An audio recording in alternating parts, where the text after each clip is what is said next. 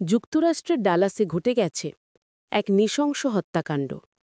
সহকর্মীর সঙ্গে তর্কাতর্কির এক পর্যায়ে ভারতীয় নাগরিক চন্দ্র নাগমল্লাইয়ার মাথা বিচ্ছিন্ন করেন ইয়র্দানিস কুপস মার্টিনেজ নামের এক ব্যক্তি। সংবাদ মাধ্যমের তথ্যে জানা যায়, ওয়াশিং মেশিন ব্যবহার নিয়ে ঝগড়ার সূত্র ধরে কোবস চাপাতি দিয়ে একাধিকবার আঘাত করেন নাগমল্লাইয়াকে। পালানোর চেষ্টা করলেও শেষ পর্যন্ত অফিসের পার্কিং এলাকায় তার মাথা ধড় থেকে আলাদা করে ফেলে হামলাকারী। এই সময় ঘটনাস্থলেই উপস্থিত ছিলেন নিহতের স্ত্রী ও ছেলে, যারা হামলাকারীকে থামানোর চেষ্টা করেও ব্যর্থ হন। ঘটনার ভিডিও সামাজিক মাধ্যমে ছড়িয়ে পড়লে ব্যাপক আলোচনার সৃষ্টি হয়।